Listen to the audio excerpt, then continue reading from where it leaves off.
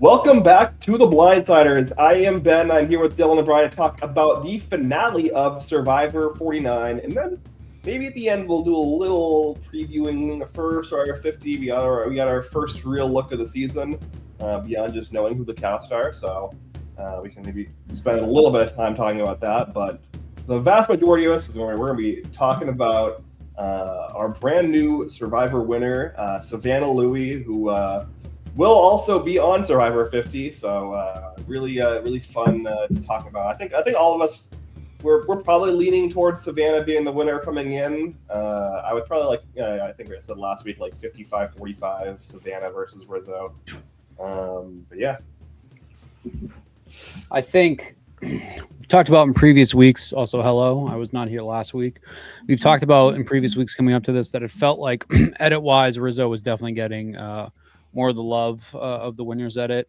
And I very much felt, and I think you said a great point, Ben, when we were texting, that you felt like the point of view to that point had pretty much been through Rizzo. And I almost felt like we watched it happen live in that episode, where it seemingly switched from Rizzo to Savannah, at least from my eyes. I very early on felt like it was clear in this episode Savannah was winning at the end of this. That was a massive challenge win for her. That she, and apparently this is not a popular opinion online with a lot of people. I think that she is, for me, clearly the best winner of the new era. I think that when you look back at this season in a couple of years, and I think when you look back at her game, the way she was kind of able to navigate through what was a pretty weak season player-wise, I think he did what a lot of other previous maybe middle era and old school winners have done, which is you finesse the bad players and kind of dominate your way through. And I think that she really did that. She's a very satisfying winner for me. I think more people will recognize that as time goes on, but there seems to be a very clear dislike for Savannah, both on the social medias. A lot of people I know, shout out Brian Wong, Mean Girl Lauren, who may be listening to this right now. Both of them were not originally big Savannah fans coming in. It seemed like they were pretty happy overall with the win, but I just wish that there was a much more celebration online with Savannah winning, because I felt like it was a very dominant win at the end. I think that she represents kind of everything I've wanted out of a winner to this point. Great final tribal, which I'm excited to talk about. I'm very happy, and I think that she is going to have a much easier path in 50 compared to Kyle and D. And I guess we'll see what information gets leaked to the players on there, and if they figure out that there's a winner on each tribe. But I'm very happy. I think the narrative at the end, although I think the editing for Savannah and Rizzo kind of flip-flopped for the most part. I'm very happy with the final episode. Everything played out. I think it was all positives, and which is quite the change from the start of the season where I said I was ready to stop watching Survivor altogether. So I'm glad that this is where we ended up. Yeah, I enjoyed the season. Kind of just took it for what it was. My newer approach to Survivor these days.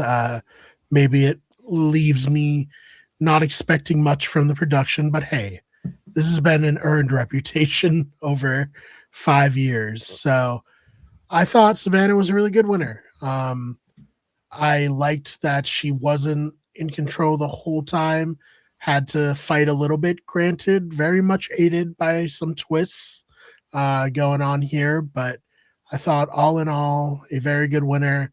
Challenge beast. I was hoping she was going to get that 5th challenge win, but we've talked a lot about it, and a lot of people have talked about it. Perhaps winning fire in front of the jury is more valuable than winning the final immunity challenge. So yeah, a really great game from her. Rizzo going out at 4. I can see why, someone like Carson didn't come back for 50, because like Rizzo and Carson fill a pretty similar niche, and they both went out in the same exact way. So yeah, all in all, I enjoyed it. Didn't enjoy it getting interrupted in the middle of it, but that's all right. Yeah, I mean that's like the one thing you can't actually blame the show on. Yeah, I agree. I think that for me, I've been pretty unabashed that I really like both Savannah and Rizzo as players and characters, so pretty much the whole season. I don't really get this argument that like we shouldn't have players immediately coming back from 49 who they didn't see or whatever. I think that's a dumb argument. I think that Savannah and Rizzo, like if you're gonna make like a top 12 characters from the new era, I think that you can make an argument that Savannah and Rizzo are the top 12 characters of the new era. So I don't really, I'm not upset that they're on 50, and in fact, I'm happy that they're on 50. Yeah. Have there been a twosome, even a threesome that have carried a season quite as much as Savannah and Rizzo? Like love them or hate them. Without Savannah and Rizzo in the season, this season probably Wendell and Dom is like the biggest, maybe like other one you can point to. This season is like bottom tier, bottom 5 Survivor without Savannah and Rizzo in this season. It would be a very different season without those two. That's definitely for sure.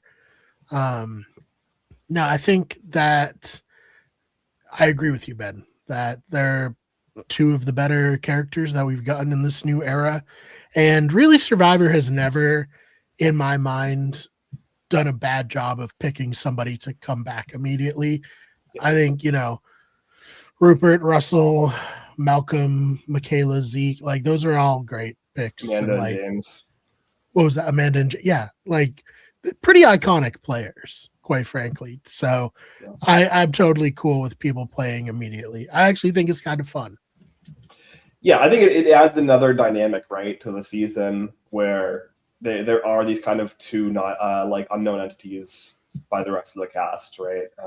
And like, it's historically happened. Like you said, literally every single returning player season that occurs on an even number. This has been the case. So like it would, like, I guess other than Winners at War, so like to Tommy didn't get. You think he asked Tommy to come back? I don't know. Yeah. Probably not, because I think that not. like I feel like we don't have to get that's a tangent. I know they asked Chris Underwood to come back, so I was like, maybe they asked Tommy. Maybe he said no. I don't know. I have no idea. Yeah, I am surprised Savannah was like, let's fucking run it back. But maybe these 26 state seasons, it's a little easier to want to run it back immediately. Yeah, I mean, like, I don't know. I think it makes sense. I'm not that surprised. I think that like both Savannah and Rizzo are like hyper competitive and both very much like enjoyed their experience and love the game. I totally get it from Rizzo's point of view to be that close. Just I feel like if I was Savannah, like in that position, I would be like, I have $1 million. Do I need to go through this again? But then again, she might be like, when am I ever going to get another opportunity to play? So yeah, I get it. Yeah. Yeah, and I mean, like, the thing is, like, it's unlikely, if you're talking about like a reputation standpoint, like it's unlikely any of these 3 winners are gonna like hurt their reputation significantly on 50. Like, there hasn't really been like many cases in the past where like a winner has come back and like left with a bad reputation, even if they go early. So yeah, I don't think anyone holds it against Tina for being the first. Yeah, or like Tom All-Stars like that. Yeah. No, great point. Or the 2 winners from Australian Survivor. Yeah, like even JT, who I think is like the one example you might be able to point to because of the letter thing in HTV, and then like the like not bringing his idol when he was down in numbers on a swap on Game Changers. Like I would say 2 really horrible blunders. Like I don't think anyone really like meaningfully demerits his Token Chains game because of that. No. Yeah, I guess let's we have time to talk about 50 later. Let's talk about this finale. Exactly what everyone thought would happen happened. Savannah won immunity and Rizzo was safe with his idol. So that decision last episode to vote out Steven looms large. So I did want to touch base on this, obviously, because I wasn't here last week. I've been swayed into the camp. As much as Sage has annoyed me this season, as much as I think that Sage kind of put on a very fake and phony show, even though for the most part, I think not necessarily liking Sage at the end of the season. I think that her as a person and a character kind of came together a little bit more towards the end. Once again, the whole thing with everybody hiding their past and their jobs, and like Sage, I forget if Sage was in the army or whatever form of military she was in. Savannah with the being a news anchor. Once again, nobody cares. I mean, really, it's like really nobody. The viewers don't care. The people there don't care. Like, I don't think no one's gonna not give you $1 million because you're a lawyer or a doctor or a teacher or whatever. At that point, I do think that Sage voting out Steven, given the circumstances last week, ended up being the right choice for her. Clearly, ended up getting her into final 3.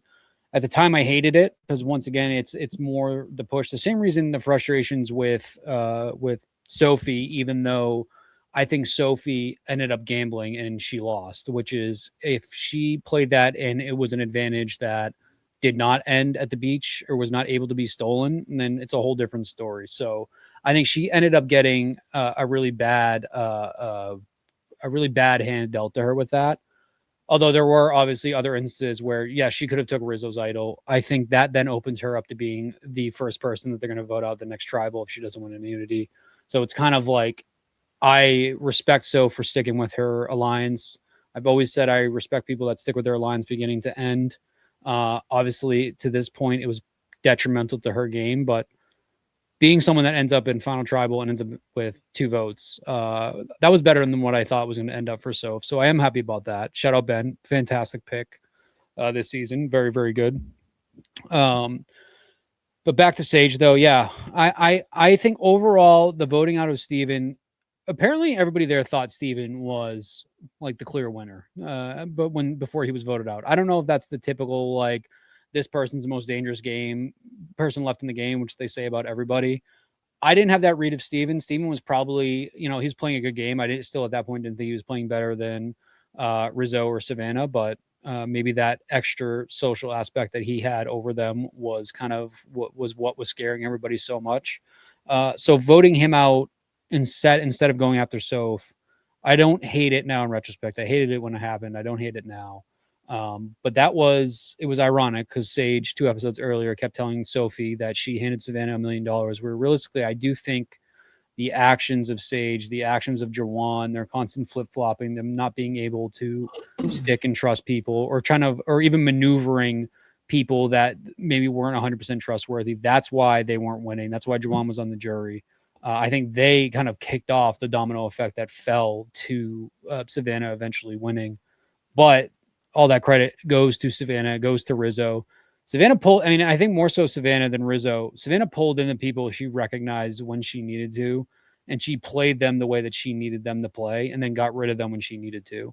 And I think that is something that has kind of really been unappreciated with new era Survivor players, is that they are very afraid to manipulate players to their advantage because, like we talked about, they don't want to be seen as a liar, cheater, or bully, whatever it is.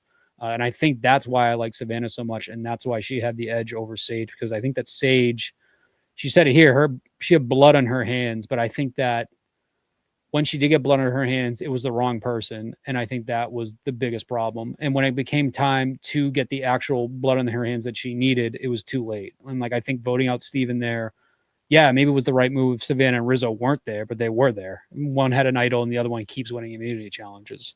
So I don't know. Sage is a very complicated character, whereas I think that she's not a good player, but she showed a lot of signs of what I think could have been a good player.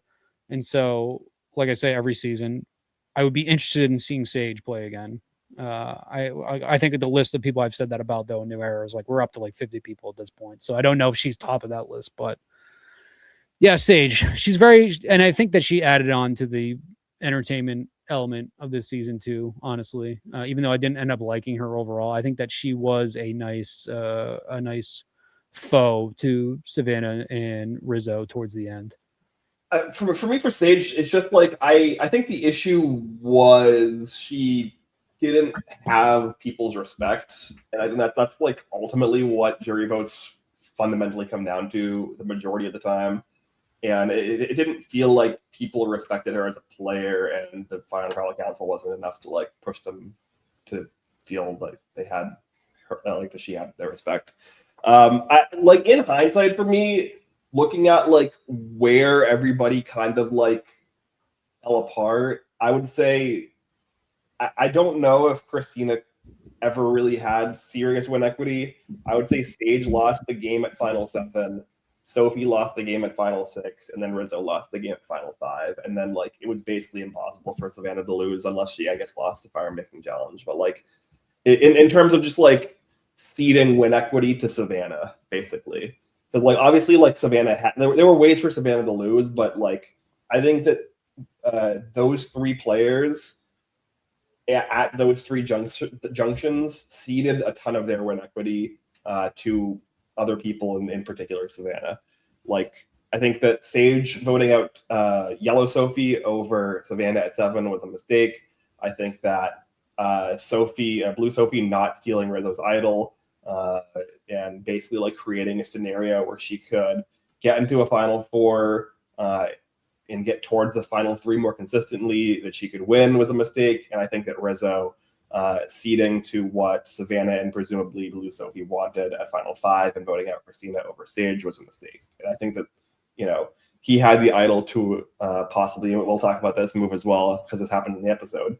He had the option to vote for Sage with Christina and then use his idol on Christina, you know, defy what Savannah wants and make a play that benefits him in particular, and put himself in a position where he's going into probably a 75% win equity situation rather than a 50% win equity situation or so.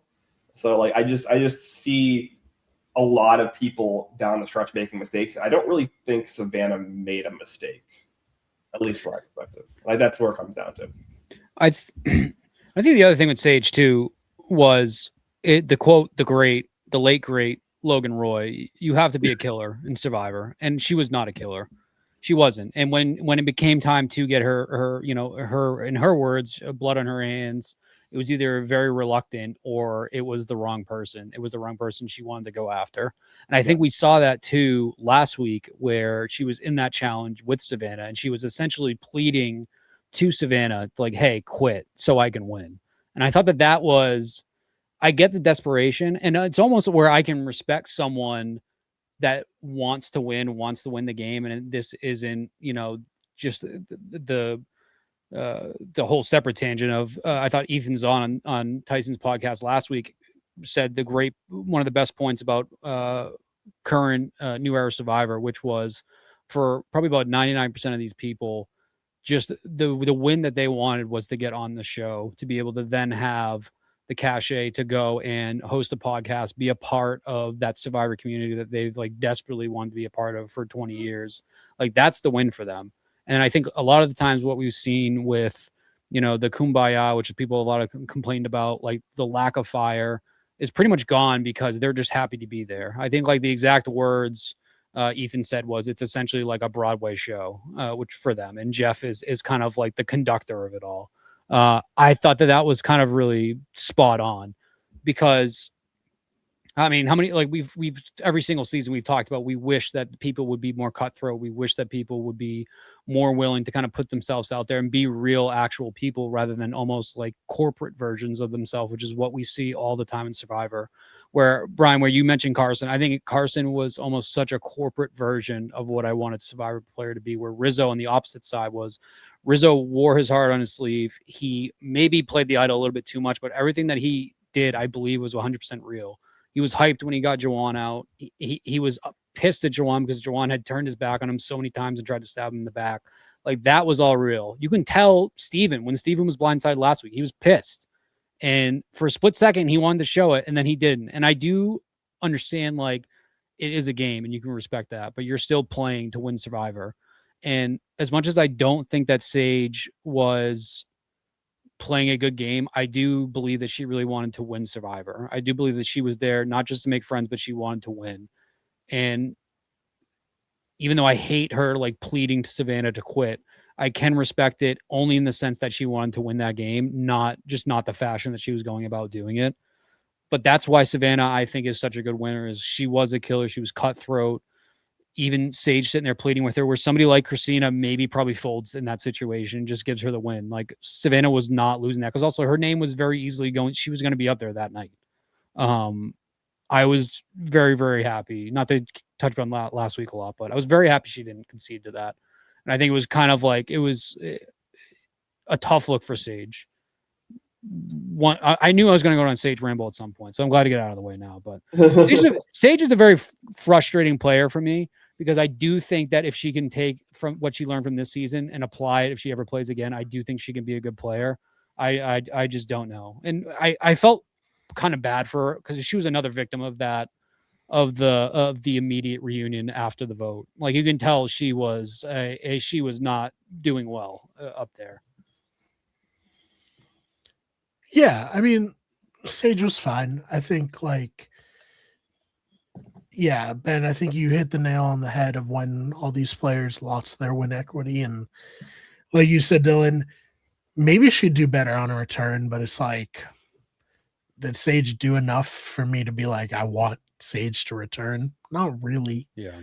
You know, like, I think it is a good point, and something I say when we cover Big Brother, something I say when we cover Survivor. You got to approach it like this is your one shot ever. And like, and Savannah, I feel like she did that. I feel like even that moment at the end when they were like, oh, like, name family members, I feel like the fact that she didn't put her energy into that kind of shows how single-minded she was. There was also another moment where Jeff was trying to, like, kind of bring Survivor around to how he likes it, where he's like, so how did it feel to win that challenge? And Savannah was like, I mean, it was good, but I'm not, like, thinking about, like, my childhood self and how proud she would be. I'm thinking about trying to win $1 million. And I'm just like, yes, I love that. I love when people have that attitude, and we don't see it enough. Like what you said, Dylan, what I guess Ethan said on Tyson's podcast, being on Survivor is winning enough, but it's not, man. $1 million is really what matters, or $750,000 for Big Brother, you know? Mm-hmm. I think even beyond the money at this point, because we've talked about how the money is not. I mean, $1 million. I'll happily take $1 million pre-tax right away, right now. Right? Yeah. I swear to God, I'll do it. So you got to pay the taxes, or you're going to end up like Richard Hatch. I think more so that point of, especially for people that have watched Survivor since day one, you've been in that Survivor community. People desperately want to be a part of those players. They want to be a part of that community. Yeah. They want to go to the reunions. They want to go to the watch parties. They want to be there to be part of that. I get that. I would want to do that too. But outside the money, like how many total winners in all? Like, obviously we're not going to count season because there's repeat winners. How many total winners in all are there? Is it like well, it's 47. 47, yeah, because there've been and depending who wins, yeah. So there's been 47 overall winners. I mean, how many players are there? I think there's like you're in the multiple hundreds. There's like 700 or something. Yeah, I'll see if I can find that, but you keep talking. I think the drive to want to be number 48 in that list, 47, that alone should be, because you are, you know, there's a difference between Kyle sitting in a room with I'm trying to think of a good example of somebody that never won. You know, there's a difference between, I was going to say Johnny Fairplay, but that's not a fair. That's two totally different things. So like kind of like an average player, yeah. Like God, who would even be that? Jason from Korong, or Kyle, there's a difference who's going by. There's a difference between being a Jeremy Collins and being a Yes. Sage in the room. There's a difference between being a Christina and a Jeremy Collins in a Survivor community. And I think that, like, there needs to be more of a drive to want to be that winner. And I'm not doubting each season has people that would desperately want to win, but I just think that what Savannah displayed in this season is exactly what I have wanted for so many different new era players. And that's even like, I believe Kyle wanted to win, and I still think Kyle's a great winner, and the same thing with D, but I guess I just didn't necessarily get the cutthroat want from them the same that Savannah did. And I could be sitting here with recency bias, and then, like, if I ever rewatch 49, and I see different. Like that is totally possible. But there's something about Savannah in this one where I think that she would, and I think we've said it multiple times. I think she would fit in so well with that like middle tier Survivor era of like Kagiyan, of Second Chance, Blood versus Water, all those where I felt like people really desperately wanted to win, and like they were still willing to do whatever they wanted. And like it's not comparable to the early Survivor, because that was essentially you were becoming a international like celebrity overnight with the early Survivor, whereas that was the game in its peak, in my opinion, and people like desperately wanted to win. And I think that that's something that the new era has lacked a lot, and I think that that's why I like Savannah so much. But the flip side, that's why people hate Savannah so much, because she openly wanted to win, and was I don't even think she was arrogant about it. I think that she was vocal that she wanted to win and wanted to make the right moves. Yeah, and I mean Tetsuya in the chat said that the prize equivalent is like $500,000 today. They should up it to double. I agree. I think they should. That would get people more motivated to play. Maybe, even leave their jobs to play. Whereas now it's like, especially right now, where it's tough to find another job. But you know what? Maybe that's why Savannah was so good. She said that she lost her job before she came out here, right? So she was extra motivated. Yeah, I mean, well, this is jumping around a little bit, but talking about like the Christina question that Dylan referenced at the final trial council, which I think is like one of the more interesting moments from the finale. Like that, is basically like a direct 1-to-1 of the Penny Ramsey to Brian Heidick question in Thailand. And in both cases, the person who just straight up did not like answer the question at all and like flubbed it completely still went on to win the season. Right. Like, and despite this person basically setting them up to look like they didn't care about any of the people they voted out. I wonder if her answer kind of like was, because I was on the jury, but like, you know what? I kind of fuck with that answer. Like the best possible answer to it. Yeah, I mean, well, it's like almost honest in its sociopathy, right? And that's kind of like where Brian Heidick was successful in Thailand as well, where like he was like kind of unapologetically like, yeah, this is a business trip. I'm here to win myself $1 million. I don't really care about any of these people or like their families or anything like that. I'm going to check the list of things I need to do to accomplish winning this game, and then I'm going to go home and live my life. And like I think like it, that like business trip ethos or like idea is not really like a thing that we see anymore on Survivor, as Dylan was saying. And I think like people who are trying to find like, who is like a winner that you could compare to like a Brian Heidick, like in the game, obviously, like, I think there's a lot of things you could talk about Brian Heidick outside the game, but like the one of the names that had come up in the past as somebody who was compared to like that was Kim Stradlin, who Savannah references in the post show is like the person, the player that she looked up to the most coming into the season. I think that like while her and Kim didn't really play like similar games like on the face of it, because Savannah played largely from the bottom, like obviously that they both are tied for the immunity record, but from like a strategic and social perspective, Kim basically like formed like this kind of cult of personality and held a majority of the entire game and never really let go of power. Whereas Savannah like had to kind of scrap from the bottom and was in danger a lot and kind of had to do like kind of more underhanded and sketchy things to get by. So like their games aren't similar, but I think their perspective on how they approach the game is very similar, which is like I'm here to win, and like I don't particularly care if like these people at the end of the day like me or not, as long as they vote for me to win. Which I respect. I love it. Talking some more, and he said that she seems a little psycho, and I was like, that's perfect though. That's what I want. Yeah, I mean, like you have to be a little bit. I think you have to be a little bit sociopathic to win Survivor.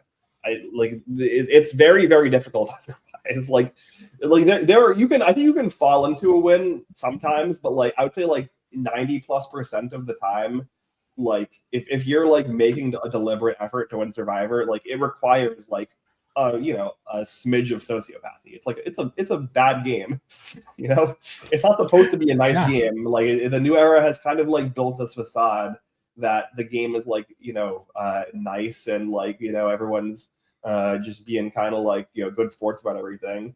But like the premise of the game is to like manipulate people into liking you and then backstabbing them.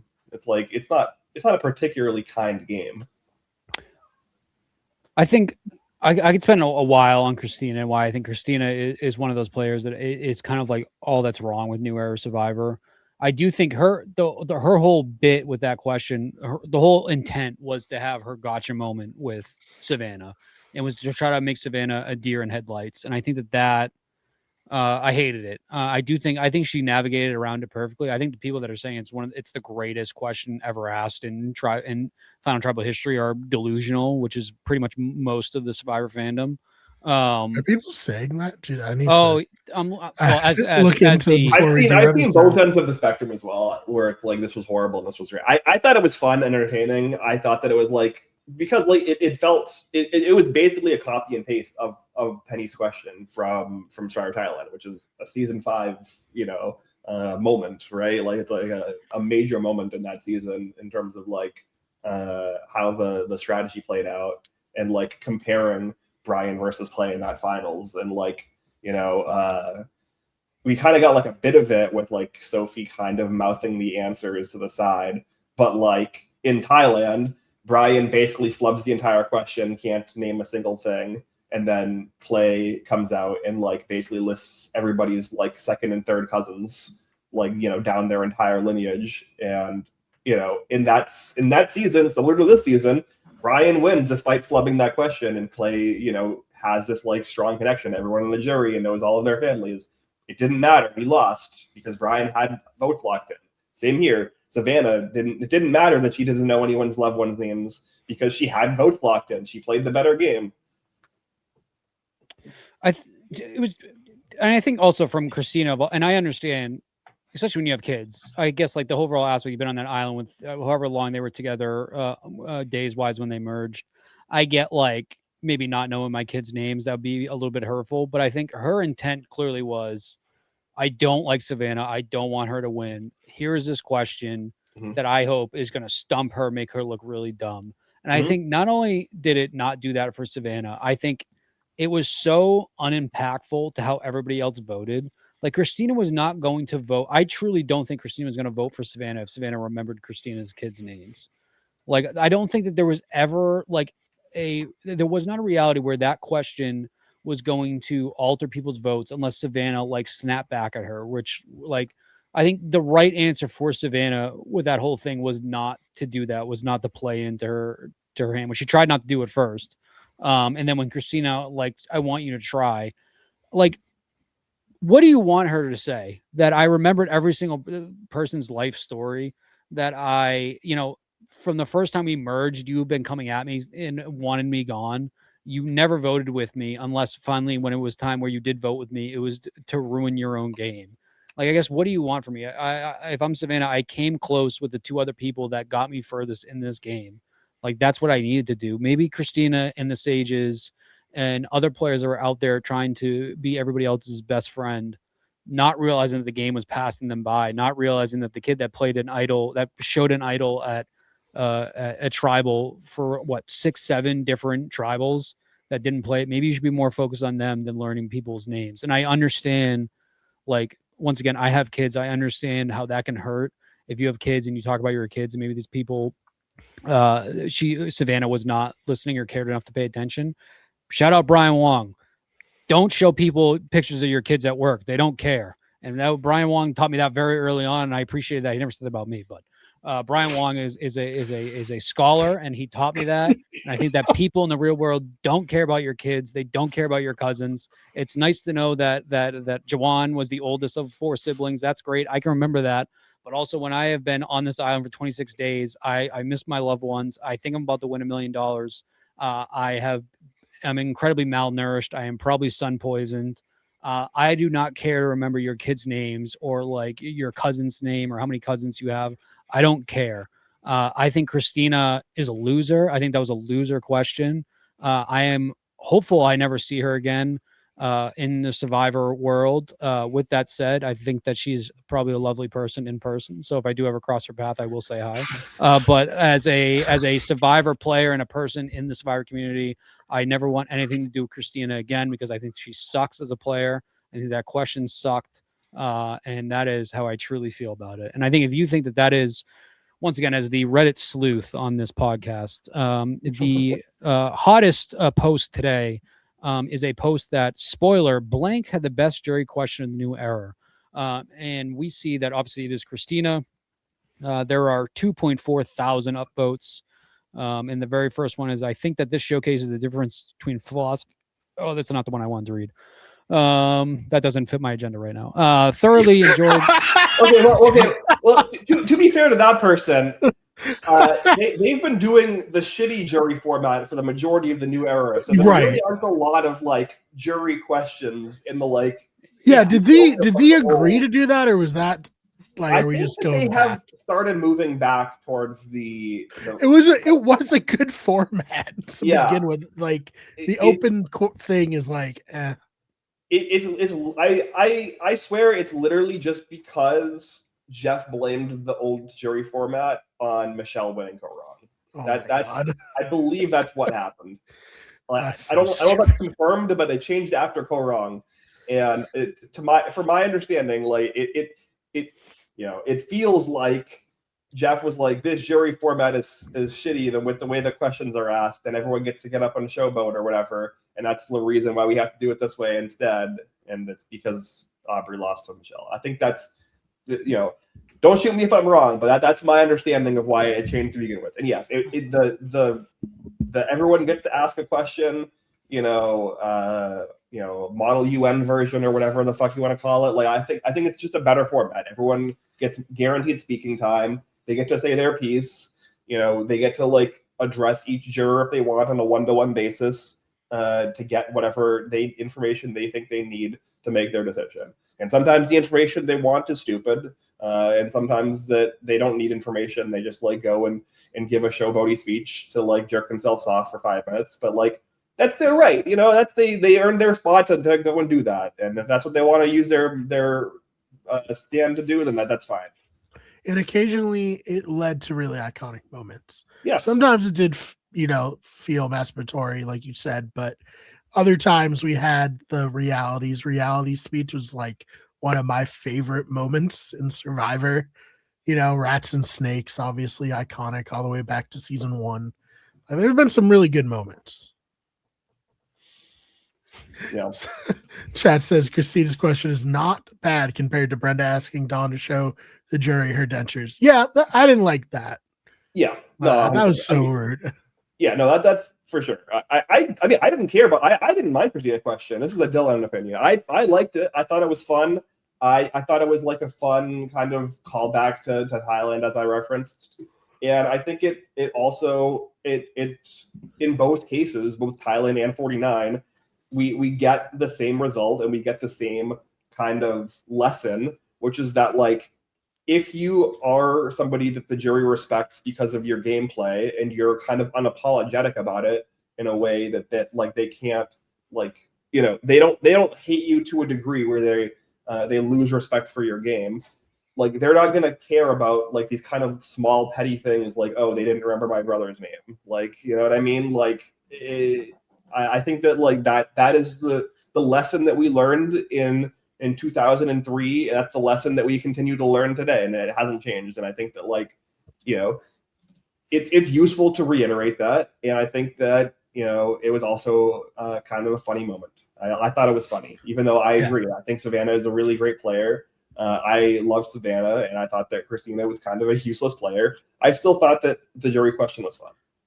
Did we get a breakdown? I didn't end up watching. Did we get a breakdown of who the other person that voted for Soph was? Was it Christina? Yeah, she said at the reunion thing. Yeah. Okay. Yeah, and I respect Jawan like for voting for his number one. I think it makes sense in that kind of situation with your duo. I came in expecting it. I guessed that it was going to be a 5-2-1. That was like what I was leaning towards. I thought it was going to be Alex instead of MC, and that MC was going to vote for Savannah and Alex was going to vote for Sophie. But like, 5-2-1 was what I expected. I was so convinced. I was so convinced that we were getting a Tres Leches final three that I never really considered what the vote would shape up to if it wasn't Savannah and Rizzo going at each other. Because I think initially, up to this episode, my opinion is that the jury was going to be more bitter towards how Rizzo acted with the idol, and we're going to kind of play that all towards Savannah, and Savannah was either going to be a unanimous win or or Rizzo was going to get 1 or 2 votes. I think that the way that this ended up playing out with who was in final 3, I think is probably definitely makes the most sense narratively to kind of how everything went overall with the season. There was no doubt in my mind that Jawan was going to vote for Sage. I do think Savannah probably won Jawan over a little bit more. Jawan's another one where he is a very interesting person to watch, albeit sometimes very frustrating, maybe not the best player, but Jawan was a very, very entertaining character in this overall season. Once again, I don't think it can be understated how much Savannah and Rizzo and Soph to a different degree carried this season overall, especially post-merge. But I think Sage and Jawan really added that like B tier, like co-starring role very well. And I think this season now probably in New Era places 3rd for me behind 46 and 47, just because of how well the post-merge came together from an entertainment aspect, maybe not necessarily from a gameplay aspect. It was almost like the opposite effect that 48 had, where it kind of all fell apart towards the end, where I really thought like each week for the past like 3 or 4 weeks, I was like kind of glued to my TV to see what was going on. And even if it wasn't the best gameplay, it was still very, very entertaining. So Sage and Jawan definitely deserve credit there. That whole talk of, I mean, maybe I don't know if it earned it enough to ever see them both play again, but I appreciate them for that, because like I said, I was sitting here at the beginning of October, end of September, saying if it wasn't for this podcast, I would be out on this show. So this has kind of restored my faith, and you two seasoned battle vets who have watched the worst of Survivor know it can be much worse. So I feel like I'm on that boat now where it can be probably much worse, and it's probably not going to get to that point. So I'm very happy I stuck with it, because I do think overall this season was, good. I think we went from a very, very, very bad pre-merge to a decently good post-merge. I think that coming all together with a great winner. I'll look back on this season way fonder than I thought I would. So that's cool.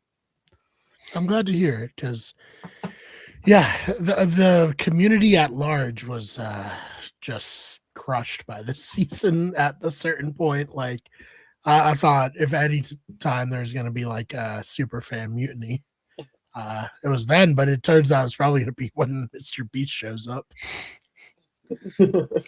Well, okay. I mean, I've been even from the start of the season, when if it was like a little slower, like I had been pretty consistent with saying that I just kind of thought the season was mid, and I thought that like 48 was like actively bad and like considerably a worse season. And like I don't think at any point during the season that I ever think it was at the very least worse than 48. So it was always very odd to me that this season felt like it was getting more hate than 48. But maybe it's just because it's like the second it was like the second season in a row that people weren't fucking with. I don't know. I think we talked about it previously this season. I think it was the buildup of it all. I think it was the how stagnant everything became. I think how formulaic everything became. Yeah. Like like the players to a certain extent almost became exact clones of each other. Like I think that just got very, very old very quick. But I think when you have players that play with like actual real human emotion and like human interest in wanting to win a game, I think it completely changes like your outlook, because once again, we were still basically doing a lot of the same stuff we've been doing for previous seasons. I think just the players themselves have kind of slightly evolved past that this season. Maybe not gameplay wise, but at least in terms of turning it, making it entertaining.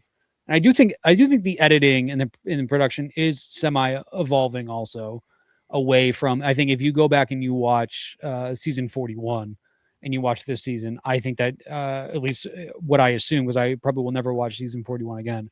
I assume the vibes and the editing and the production is all very, very different. I imagine season 41 fringes on being borderline unwatchable at this point, is what I assume. You wouldn't rewatch for your boy Xander?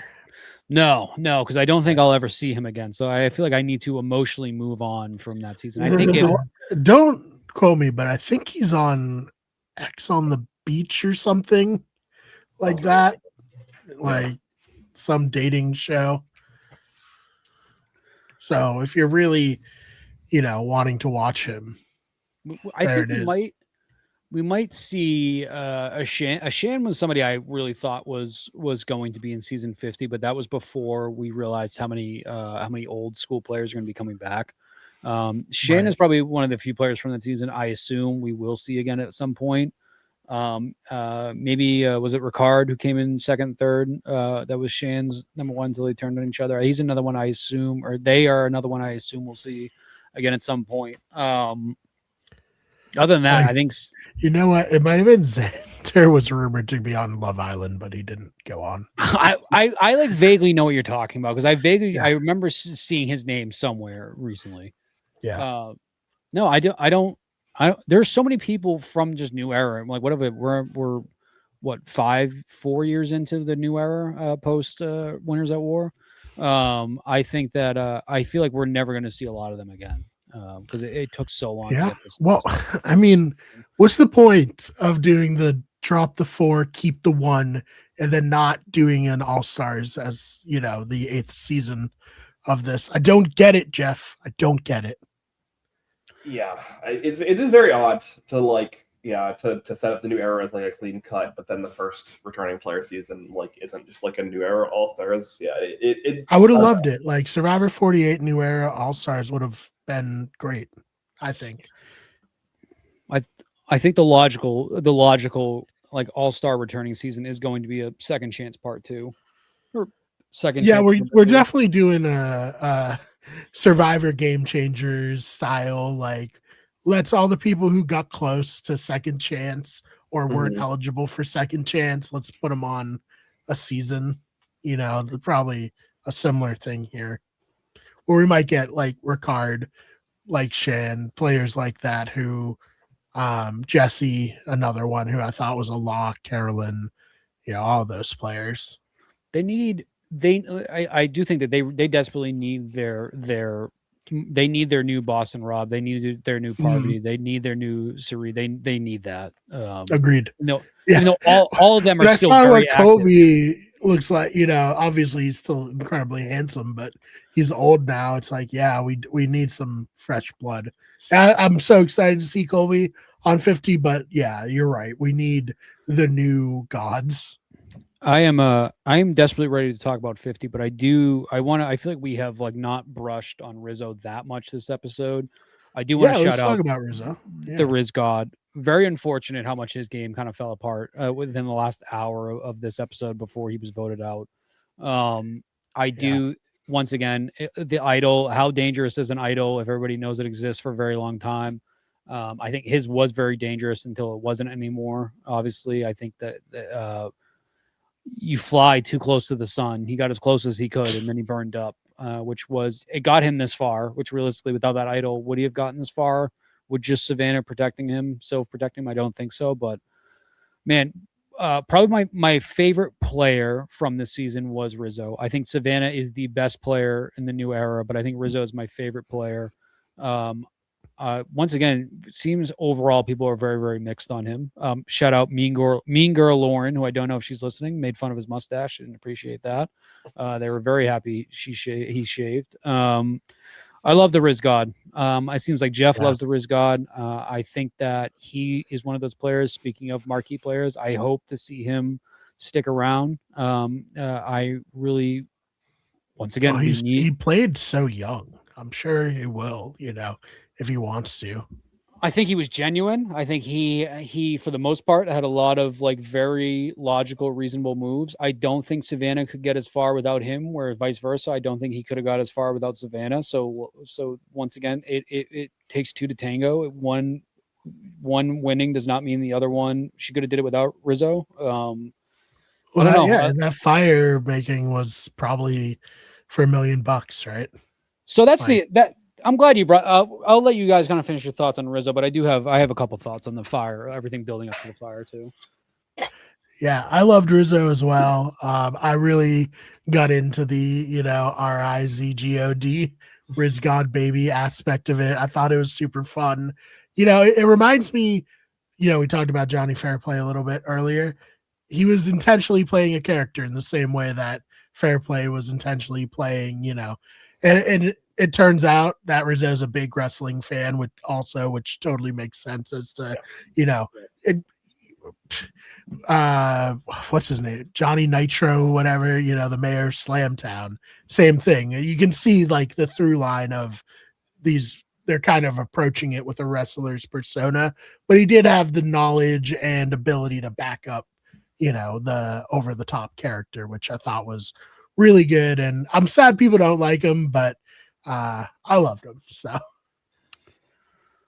yeah, I mean, I said it a bunch of times this season. It's just like I think that like he's like one of the only players where I like see myself in him in terms of like he played an Approach Survivor the way that I would probably play an Approach Survivor if I ever played it, and like how I have in like live games as well. Obviously it's not the same thing, but like where I kind of come in playing a bit of a character and like like trying to be over the top, trying to like make like flashy things happen just to entertain myself and to like make good TV.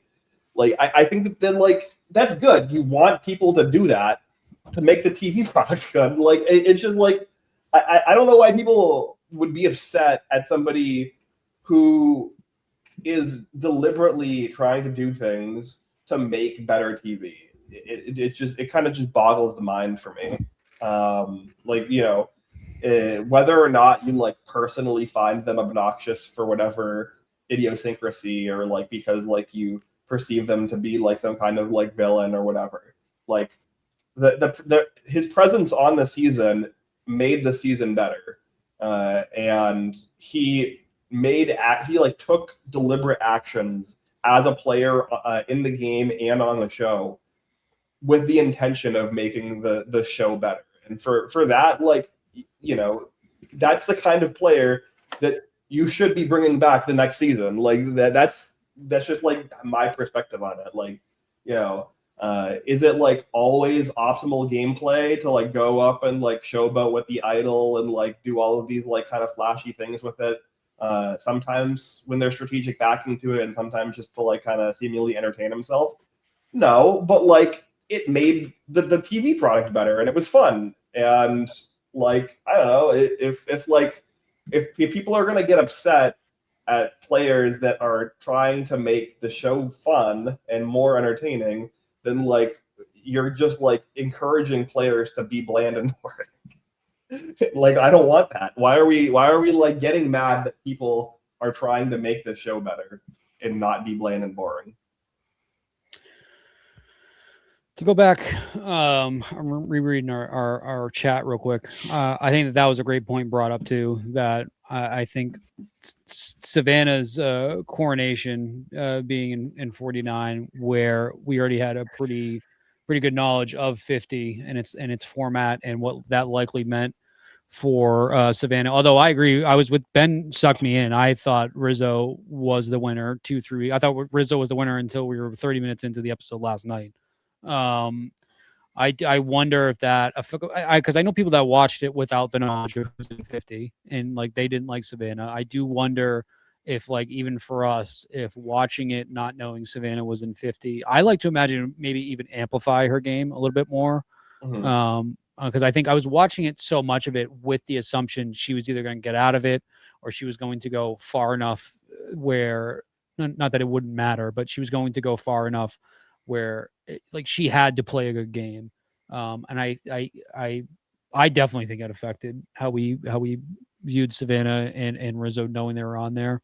But once again, even people that didn't know that they were on 50, a lot of them either didn't like them or didn't like the cut of their jib, if you will. Kind of a bummer. But once again, I thought it was cool watching, almost like you're studying how this person plays. But I do think that maybe I might appreciate her season a little bit more had I not had the knowledge of 50.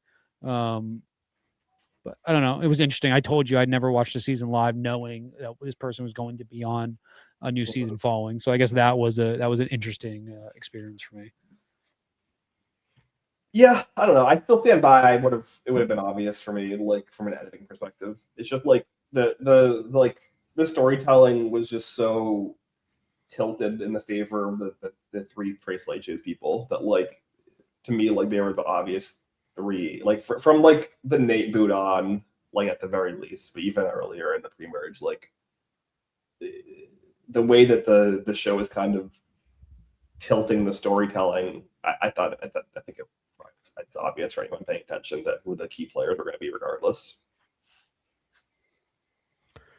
Yeah, I do think just because of who she replaced and who Rizzo replaced, it's just like, okay, I guess she's going to be the winner of this season. But it didn't detract from my viewing experience. I will say, like, I've always wondered what that would be like, to know who won and then watch a season of Survivor. Obviously, having watched live the whole time, and try to stay away from spoilers. That hasn't been the case, but yeah, I mean, which, by the way, spoilers are out there for 50. I haven't seen any, but I am aware I'm of their sure. existence. Yeah, I mean, I have recurring players using. I assume, like, I have luckily not seen any. But that's why we do a season 50 episode already. We did, yes. We did like a preview of the cast when the cast leaked. That's why we did that then, and why Ben and I way back in Winners at War did it before, because there's just no way to do it without potentially getting spoiled. Yeah, and then we're gonna do our draft unspoiled. Probably we should do it sooner rather than later, but to lead in, because obviously we have the traders coming up, so maybe that's what we can fill in. We're gonna do a draft. All right, we're gonna have a snake draft, top to bottom. We'll figure out the format of whoever has like the best overall finish, or like combined score, whatever it's going to be. I feel like the easiest. I'm sure you can write a. I mean, it depends. I mean, the easiest way to do it is just like who drafts the winner wins. But that may be too boring. I don't know. I think they have us to have like a full season impact, and for maybe I have a chance of finally winning. I think that it would be like essentially how many players? There's 28 players. 24. 24.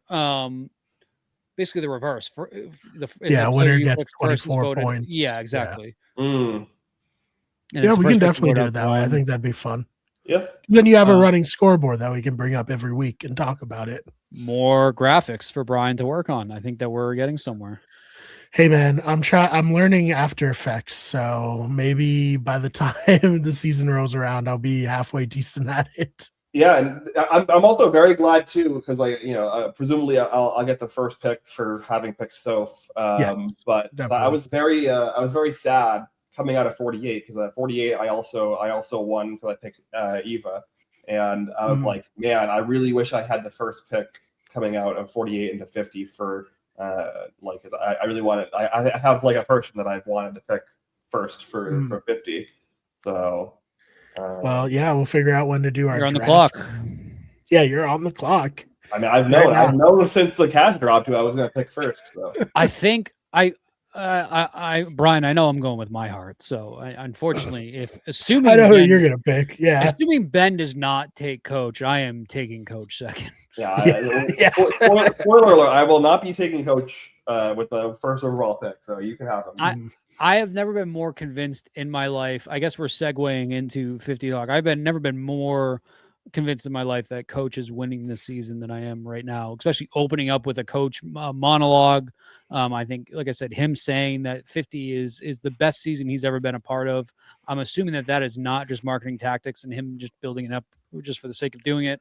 I think if Coach was voted out first, I think that he would not say anything. I think Coach goes very far. I might pick Coach the most capable of not saying anything. I don't know. I might pick the most chaotic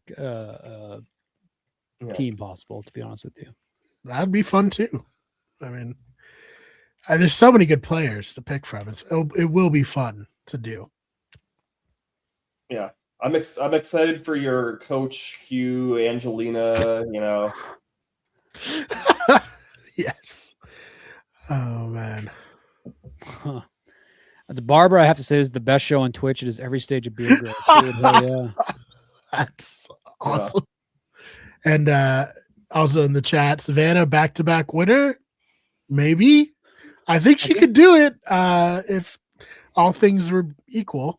So of the three winners, like I said earlier, I think that she's going to have. I think she will have the best chance.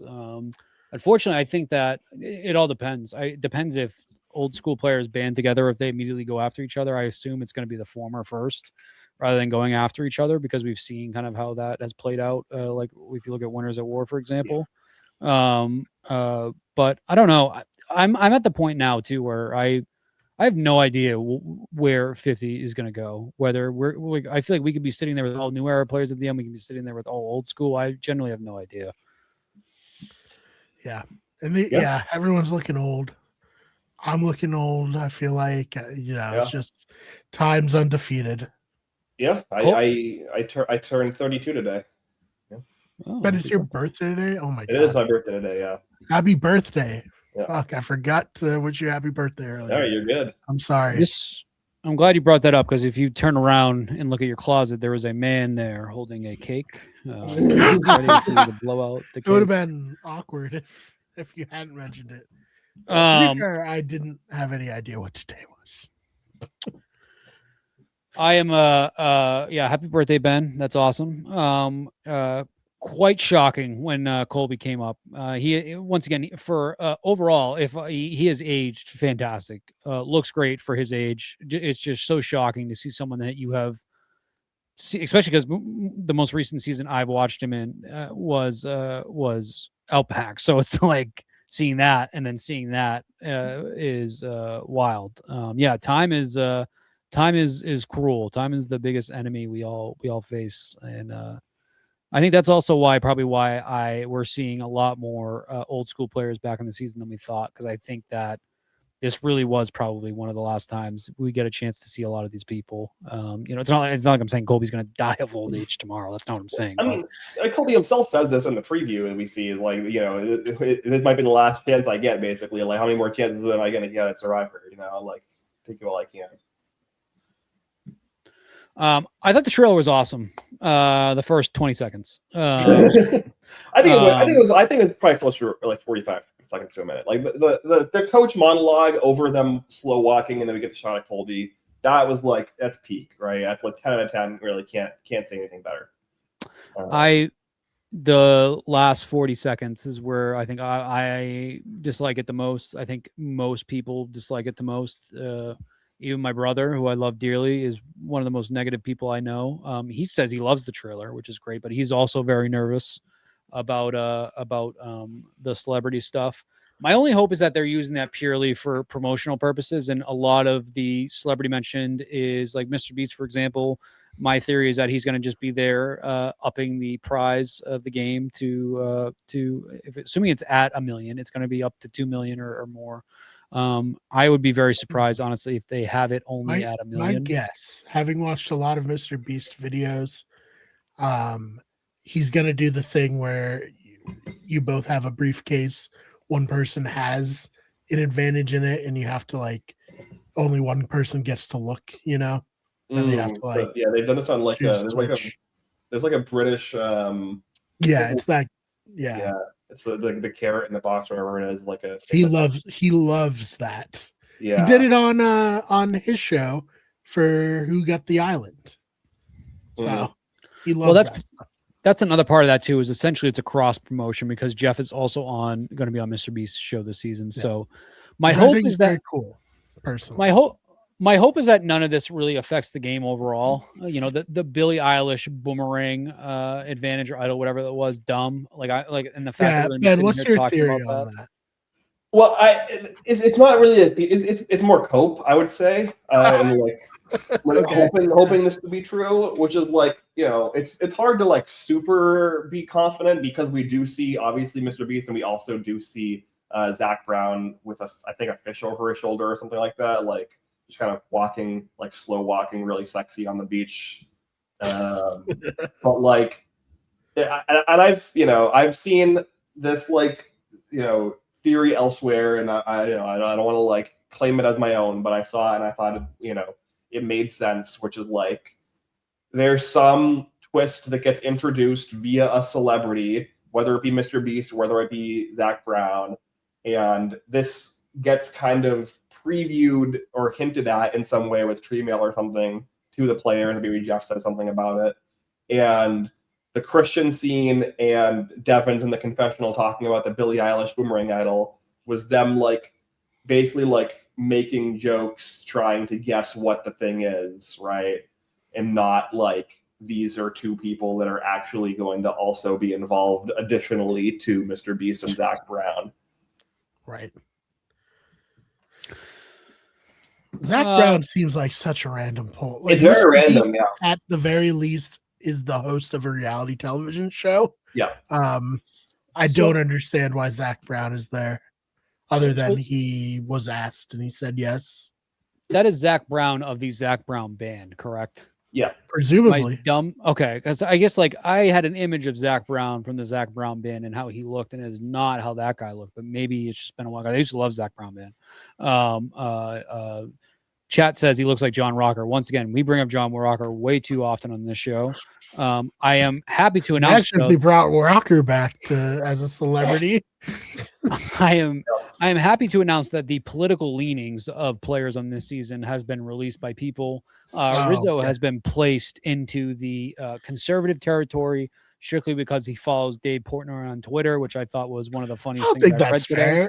It's like Coach openly talks about being MAGA and a Trump guy sometimes, and then it drops down to Rizzo slightly above him, and it's Rizzo follows Dave Portnoy. I also follow Dave Portnoy blue and red on Twitter, so I loved it because if shout out Brian Wong, bully girl Lauren. Listeners of the show know I am on a firm stance that we should do a left versus right season of all the players that are strongly politically leaning right and all the players that are strongly politically leaning left, and we go against each other. John Rocker is team captain on the right, and then I don't know who's a super lefty. I guess there's more than probably the right. We'll throw Ozzy. I think Ozzy is super liberal. Leader of the right, Ozzy versus John Rocker, or even put maybe Jeremy versus John Rocker again as the 1-2. I think that'll be a lot of fun. So we're already starting that in the Survivor community, which is awesome because once again, we have an older players coming back. Traditionally, older people are a little bit more conservative than the younger people, so that is going to be a topic that is discussed a lot, I'm sure, as we get closer. Liz Orleans is she is the super left. She has been very vocal on Twitter. She's been a fun follow. She's left with the exception of Stephanie is going to be another fun one. I'm very looking forward to of that. Going to pop me up. I have a theory, potentially, maybe that is Ben's pick. I am not sure, but she is someone I've consistently forgotten that Stephanie is on the season. I'm be real. I am eyeballing Stephanie to bring on to my team of chaos for this season. Although I think that there's a good chance maybe she talks her way into being one of the first people voted out. Do you think being from Massachusetts and following Dave Portnoy would not? Because I support people from Massachusetts. I want to, and he's one of the bigger successes. I think worrying about that at all is insane. I think that, I think because no, Brian, don't even start talking like that. Yeah, I think when it comes to like a Stephanie or a coach who are like openly talking about their politics, like that becomes fair game. But like if people are just like speculating randomly off of like tangential social media, things like we're kind of falling down a rabbit hole at that point. Yeah. Yeah. My favorite tweet of the day yesterday goes to, and I wanted to make sure we didn't forget about this because speaking of chaos, we had a tweet from Chaos Cast when it was announced that there would be a delay into the Survivor finale because Donald Trump was going to be addressing the country.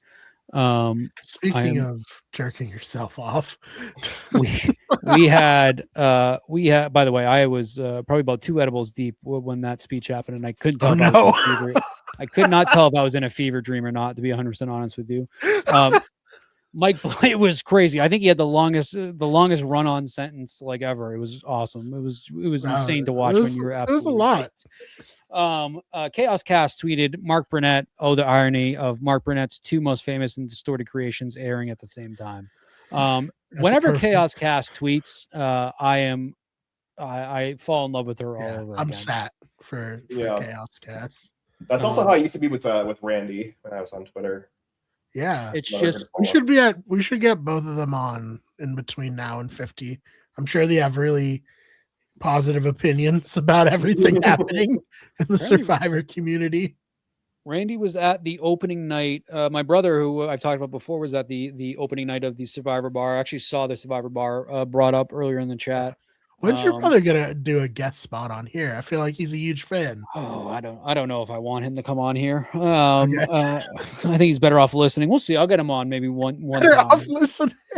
When he went, I guess apparently also the other 2 people that were there opening night was Savannah, and he didn't realize it because obviously he really hadn't seen Savannah that much at that point because that was the first episode. And Randy was at that night, which I did not realize. That's so random. It is. And then Ozzy actually hosted his own watch party there last night. That's cool.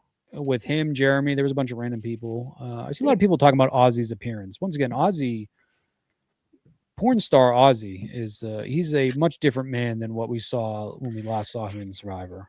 People saying he looks scary. I don't think he looks scary. I think he looks like he is encroaching 45, 50, which he probably is, but he still wants to look like old school. Didn't Ozzy, like before doing OnlyFans, he worked in the restaurant industry. That takes a toll on you, all right? He looks run through, Well, supposedly, yeah. Those are your words, not mine. Excited to see Ozzy. I'm excited to see everybody. Oh yeah, I am too. I feel like Ozzy is someone who a lot of super fans don't like. I've always enjoyed Ozzy. I thought he's brought a lot on all, maybe not Game Changers so much, but there was like the one moment when he gets blindsided in Game Changers and Cerie's on the other side of it from what she was on in Micronesia, which I thought was cool. But yeah, I mean, everyone gets older, right? Like it's fine. It's just it's gonna be very cool. And once you get outside of that celebrity stuff, which once again Survivor and Jeff will get in their own way, surely. But I'm hopeful. But I know you guys have been burned before. But I'm hopeful. Yeah, I mean, I just like I think Winners at War is the perfect kind of encapsulation of like the production having like such a slam dunk on a silver platter and then just like consistently getting in their own way for no reason. So like I don't know if like there's no edge of extinction presumably unless that's been completely held under wraps and I haven't been privy to that. But I feel like if that was like a known spoiler, then like that would have been all over the place. So I don't think that it can be worse than Winners at War in terms of like production having such a slam dunk and like getting in their own way with like random bullshit. But like I'm definitely like cautious about what's going to happen with the celebrity stuff. Hopefully it's relatively inconsequential and does not take up a ton of screen time, and we can kind of like yada yada over it, and the twists that get introduced are not like completely game breaking. Yeah. who was, and I forget if we talked about this when we did the preview show. Who's the one player that is not in that in 50 that you had wished was that realistically probably would have played again? I mean, for me, the biggest was Penner, which seems like Penner made one of the final cuts, from my understanding, or he was very close. Penner was one I desperately wanted to see play again live. Penner is probably my number one that I can think of, just because I now know how close he was. Yeah, I think for me it's Sesternino, but I mean we're getting him on the traders, so I can't be that upset. Yeah. Well, I was very excited when I heard Sean from Marquesas was in the mix, and then he didn't get on, and I was like, oh, why did he let us know that? If they're not going to put it's that Kevin Garnett meme. It was like, why would you show it to me if you're not going to let me have it? Yeah. Like, he's someone who totally deserves to play again, and I was just surprised that he was still open to it this long after it. But even Boston Rob likes being like, yeah, Sean should get invited back wasn't enough, which surprised me. I am so I'm very happy the likes of like Boston Rob. It seems like she wanted to come back, but I'm happy like Parvati's not coming back. And like especially after everything with Survivor Australia, I'm fingers crossed that whole Survivor or US versus the world or Survivor World All-Stars that ends up coming to be with a majority of the US players, sort of similar how they did with Australia. I'm not like upset that we're not getting Boston Rob or Parvati, especially Boston Rob, who I love. We've had our Boston Rob fixing the past year, which has been great. It's been awesome. I think it's been good for reality TV overall. Chad said Lil. Lil from Pearl Islands. Yeah, it was unfortunate she couldn't make it out. One I heard, and I think I mentioned this when we did our preview, one I heard, and I don't want to run on a tangent, Brian Wong was a big fan of our short episodes, and so he's not going to love this. Vesepia was finale. We're sorry, Brian. Vesepia was one that was very interesting, where, I know a lot of people wanted to see her play again, but she's, 60 years old. It's like a lot of these people have like kind of aged out of their Survivor playing, which is unfortunate. Yeah, that's why you should go on the Traders. Like Traders is the perfect. You're basically going on vacation. You get to judge people. You get to backstab people. Like you get to be like campy as hell. If you were told right now to go on Traders or Survivor, which one would you pick? Traders. I don't want to. When I was younger, I desperately wanted to go on Survivor. Now I do not want to sleep on a beach with rats and shit running around me. No way. So Traders every day. Yeah, I mean the issue with it would have to be a all like not celebrity version of the Traders. Yeah, right. I would not want to go on like a mixed season of the Traders, like a season 1 of US or like a Canada version where like half the cast. Traders should do that twist that Celebrity Big Brother UK did, where they just say that this person's a celebrity when they're not. Yeah, I mean, like for me, it's just like you basically can't win in those formats. It's just not. It's so difficult as a player coming into one of those mixed formats to win. So like it would have to be like all civilian version of the Traders, or I would have to have already gone on a different show or something like that. Yeah, well. That is a season now, right? They're doing the civilian Traders. Well, yeah, I mean, like other countries do have like the UK version, like they have their own version. They also did their celebrity version separately. Yeah, which I like, honestly. I think that's like a reasonable way to do it. We do realize that Travis Kelce's mom is going to be a murdering. I hope so. I said as soon as the cast dropped, I wanted her in the turn. That is, once again, I think I came out very high in Survivor. Very much looking forward to 50. I am very, very looking forward to Traders. I think that is going to be a nice palate cleanser heading into 50. That's going to be a lot of fun. It's going to be a very fun January and February for us. Yeah, I agree. I can't wait for the Traders. I think we got a lot of good stuff coming up. I'm rapidly not believing that there'll be a Big Brother season this winter, just because I feel like we would have heard about it by now. I had already been over that for a long time at this point. I did not even know that was even still on the table. Yeah, well, I hadn't mentioned it in a while, so I felt like I should update Yeah. people on how I feel. It's not happening. Yeah. All right. I guess before we go, I do want to shout out our chat. This has been a very active chat tonight. So Yeah. Tatsu, Well, Polar, really holding it down for us. yeah, That's really appreciate it. Please come back, season 50. Would love to have you talk. You're officially our number one chatter, so thank you. Yes, number one fan of the show. Well, that sure. that might be Brian Wong, but Tatsu and Brian fair, Wong can fight it out. He's the number one fan of the Better Radio Empire. Yes. Yes. Most referenced person to not make an appearance on the show. Him and Bagel Boss. Yes, still hold out hope. Yeah. R.I.P. Maybe. Who knows? We don't know. Yeah, we don't know. We'll never know.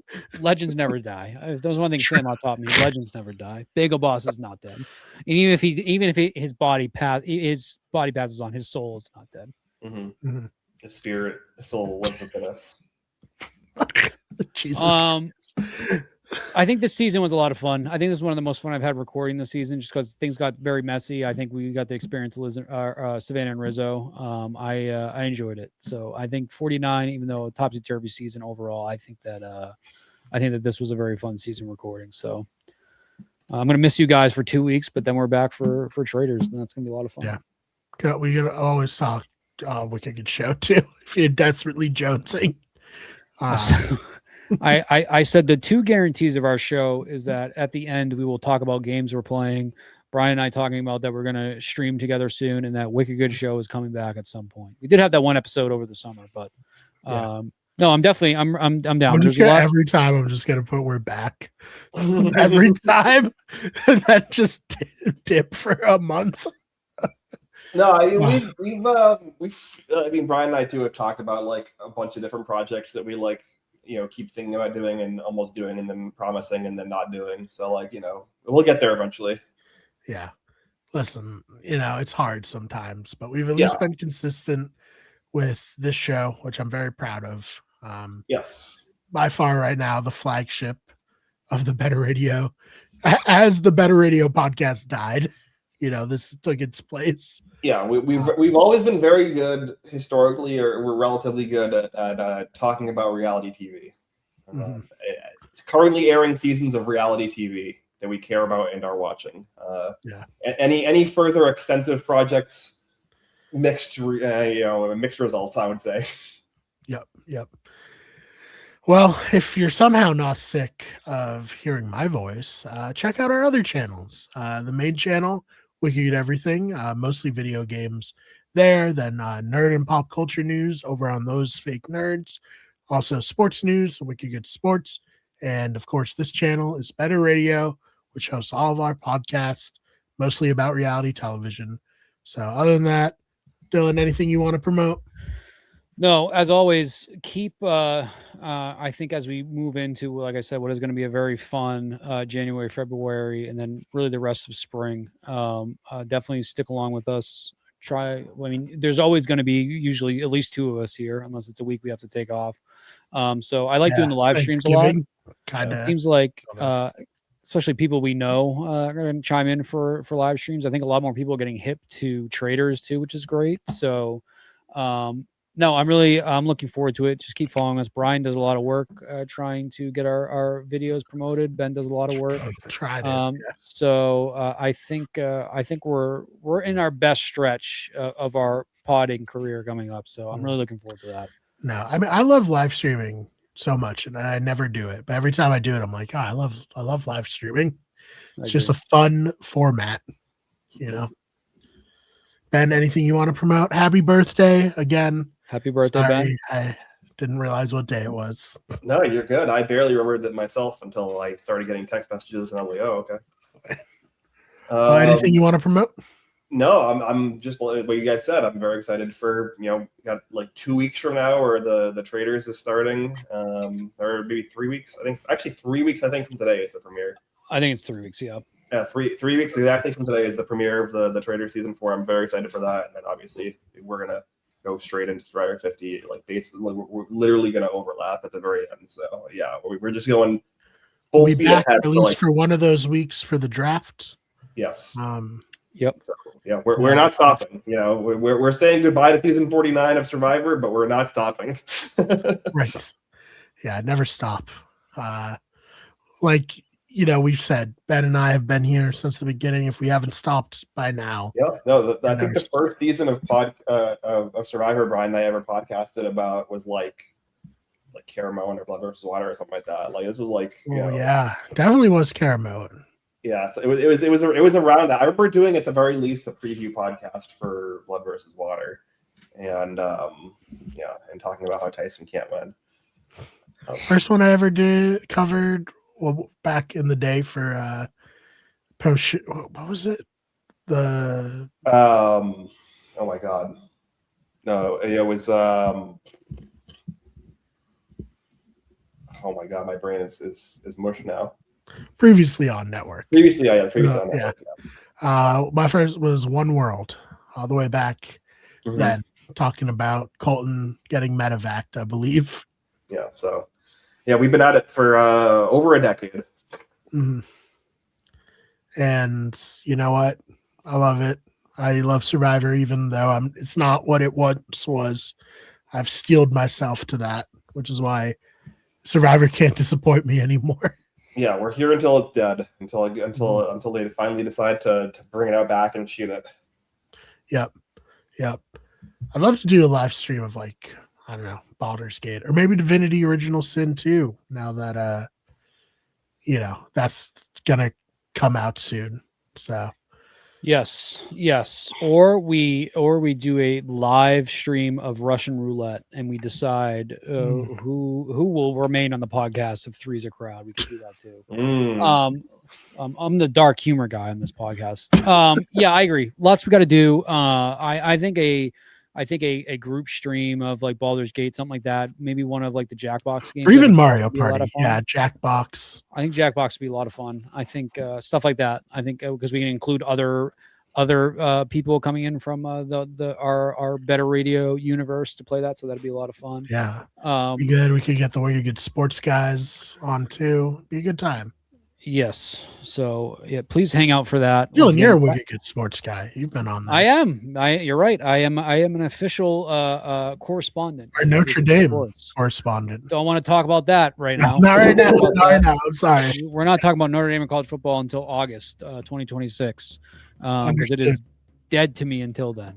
But I would happily talk about it. Your coach didn't sleep with an assistant and get caught and sent to the hospital. The only consistent thing in my life is Marcus Freeman being a good man. So right, yeah, it's not something I have to worry about. But yeah, next year will be better for Notre Dame. I have had to pee for about 45 minutes now, so I am going to shout out Tatsu, shout out Mean Girl Lauren, and shout out Brian Wong as always. Shout out. This has been a very fun season. Thank you. Thanks for watching, everybody.